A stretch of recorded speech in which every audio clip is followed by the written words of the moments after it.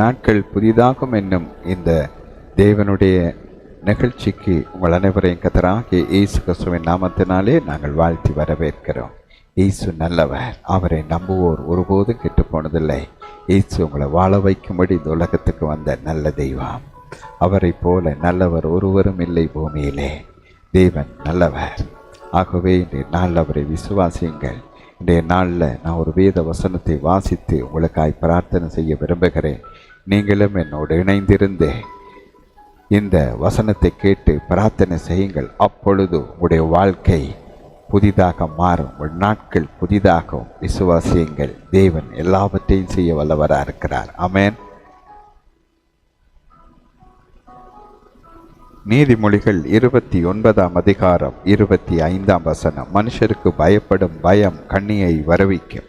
கர்த்தரை நம்புகிறவனோ உயர்ந்த அடைக்கலத்தில் வைக்கப்படுவான் என்று வேதம் சொல்லுகிறது. கர்த்தரை நம்புகிற மனுஷன் உயர்ந்த அடைக்கலத்தில் வைக்கப்படுவான். உயர்ந்த அடைக்கலம் என்பது உயர்ந்த பாதுகாப்பு.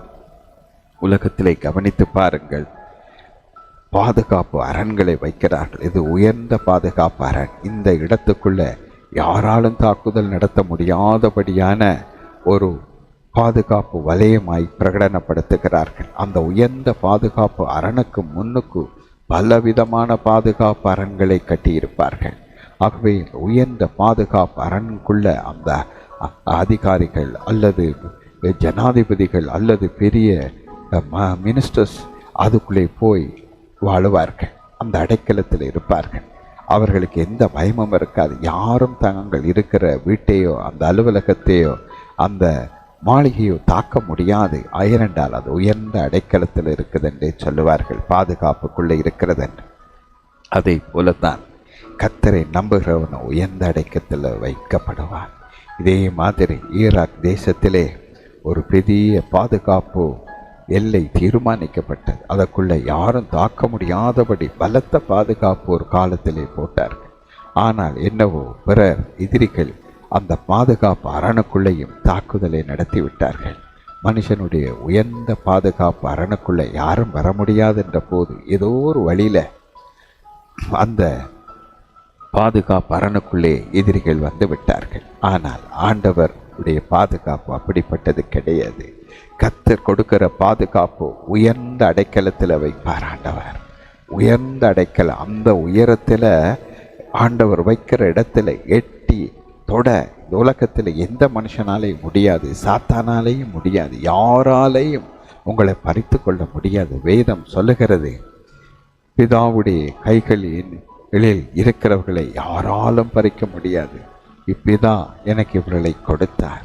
பிதா அவருடைய கையிலிருந்து இவர்களை யாராலும் பறிக்க முடியாது. ஏனென்றால் தேவனுடைய உயர்ந்த அடைக்கலத்திலே அவர் இருக்கிறார். இன்றைக்கு அநேகர் அடிக்கடி பயந்து போய் விடுவார்கள் அல்லது பிரச்சனைகளுக்குள்ளே சிக்கொண்டு போய் விடுவார்கள். எப்படித்தான் பாதுகாப்போ அமைதி என்றவர்கள் பாதுகாப்பு வளையங்களை உருவாக்கி கொண்டாலும் ஏதோ ஒரு இடத்துல அவர்கள் சிக்கொண்டு போய்விடுவார்கள். மனிதனுடைய ஞானம், மனிதனுடைய அறிவு, மனிதனுடைய பாதுகாப்பு, கர்த்தர் கொடுக்கிற பாதுகாப்பு அப்படி கிடையாது. கர்த்தரை நம்பினார், அவர் உங்களை உயர்ந்த அடைக்கலத்தில் வைத்து பாதுகாப்பார். வியாதி அணுகாதபடி பாதுகாப்பார். பிரச்சனை அணுகாதபடி பாதுகாப்பார். கர்த்தருடைய நாமம் பலத்த துருகம், நீதிமான் அதற்குள் ஓடி போய் சுகமாய் இருப்பான் என்று வேதம் சொல்லுகிறது. கர்த்தருடைய நாமம்ங்கிற இயேசு கிறிஸ்துவங்கிற நாமமே ஒரு பலத்த துருகமாக இருக்கிறது. அதற்குள்ளே நீதிமான் ஓடி போய் உள்ளே போயிட்டா போதும் சுகமாய் இருப்பார்கள். வியாதி இல்லாமல் இருப்பார்கள், பயம் இல்லாமல் இருப்பார்கள், ஆபத்து இல்லாமல் இருப்பார்கள், துக்கம் இல்லாமல் இருப்பார்கள், கவலை இல்லாமல் இருப்பார்கள், கண்ணீர் இல்லாமல் இருப்பார்கள். பெரிய மகிழ்ச்சி. அவருடைய நாமம் இயேசு கிறிஸ்துவங்கிற நாமம் ஒரு பலத்த துருகம். அந்த துருகத்துக்குள்ளே நுழையவோ அந்த துருகத்துக்குள்ளே எந்த எதிரியால் சேதப்படுத்தவோ முடியாது. அங்கே நீதிமான்கள் ஓடி போய் சுகமாய் வாழ்ந்திருக்கிற இடம் அவருடைய நாமம். ஆகவே பிரியமானவர்களே, இந்த இயேசு நாமத்தை அறிந்திருக்கிறீங்களா? இந்த இயேசு கிறிஸ்துவின் நாமம் உயர்ந்த அடைக்கலமான நாமம், பலத்த துருகமான நாமம். கோட்டையும் அரணுமான நாமம் இயேசு நாமம். இந்த வானோர் பூதலத்தோர் பூமியின் கீழானோர் யாவருடைய முழங்கால்கள் முடங்கும்படிக்கு எல்லா நாமங்களுக்கும் மேலான நாமத்தை பிதாவாகிய தேவன் குமாரனாகிய தேவனுக்கு கொடுத்தார். பூமி வானம் பூமிக்கு கீழே இருக்கிற எல்லாருடைய முழங்கால்களும் இயேசு என்று சொன்னாலே போதும், முழங்கால் படியிடும். பேய்கள், பிசாசுகள், சாத்தான்கள் இயேசு நாமத்துக்கு முன்பாய் முழங்கால் படியிடும் என்று சொல்லும்போது அவர்கள் முழங்கால் படியிடும். அந்த நாமம் எல்லா நாமங்களுக்கும் மேலான நாமம் இயேசுவின் நாமம். அந்த நாமத்தை நீங்க அறிஞ்சிருக்கிறீங்களா? பலத்த அடைக்கலமான நாமத்தை அறிஞ்சிருக்கிறீங்களா? பலத்த துருகமான நாமம், ஓடி போய் நீதிமான் சுகமாயிருக்கிற நாமம் இயேசு கிறிஸ்துவங்கிற நாமம்.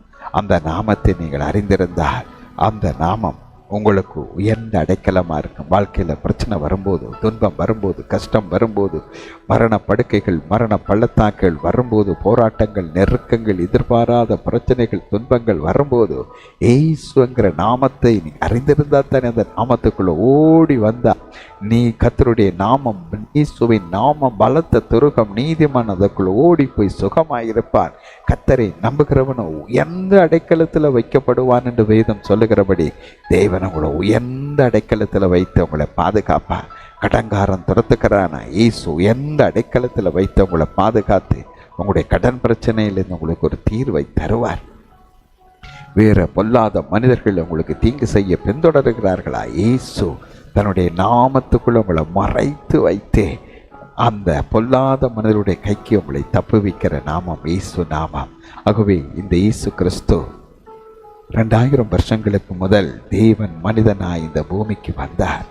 அவர் இந்த உலகத்தில் வந்து மனிதருடைய வாழ்க்கையில் இருக்கிற பாவங்கள், சாபங்கள், வியாதிகள், துக்கங்கள் எல்லாவற்றையும் இயேசு தன் சரீரத்தில் ஏற்று சிலுவை மேலே அவர் சுமந்து தீர்த்து அவர் மரித்து அடக்கம் பண்ணப்பட்டு 3ஆம் நாள் உயிரோடு மீண்டும் எழும்பினார். மரித்தேன், ஆனாலும் இதோ சதாகாலங்களிலும் உயிரோடு இருக்கிறேன், நான் மரணத்துக்கும் பாதாளத்துக்குமான திறவுகோல்களை உடையவராயிருக்கிறேன் என்று ஆண்டவராகிய இயேசு கிறிஸ்து தருளம் பற்றினார்.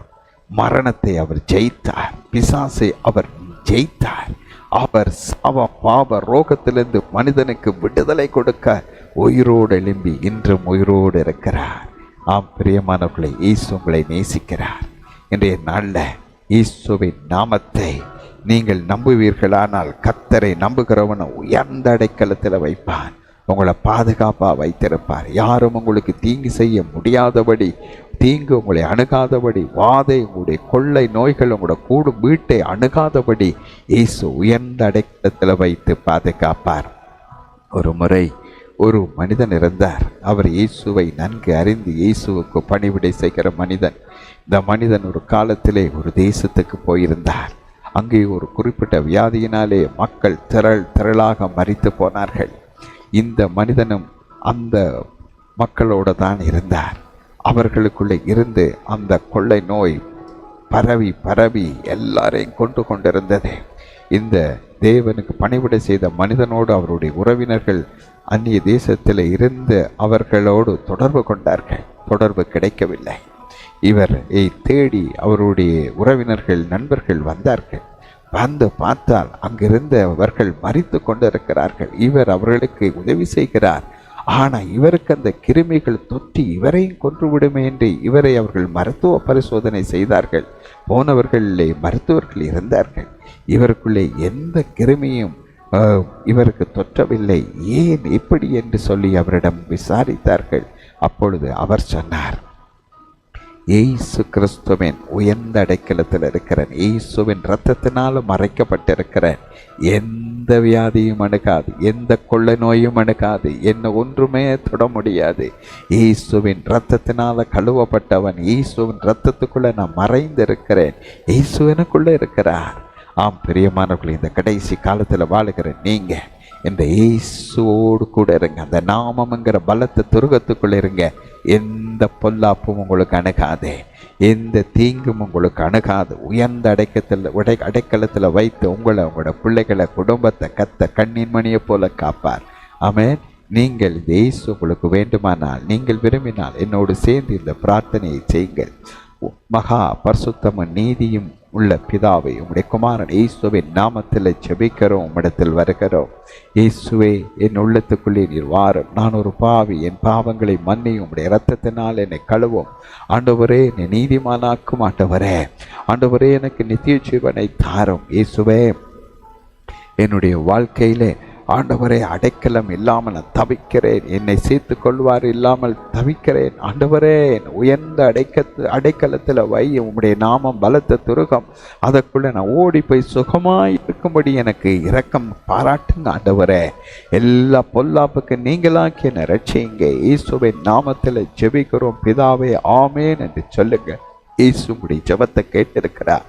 இயேசு உங்களுக்கு உயர்ந்த அடைக்கலத்தில் உங்களை பாதுகாப்பாக வைத்து உங்களை ஆசீர்வதித்திருக்கிறார். அவருக்கு நன்றி சொல்லுங்கள். இயேசு உங்களுக்கு நன்மை செய்கிறார். ஆகவே என்றென்று நன்றி சொல்லுங்கள். ஆமென்.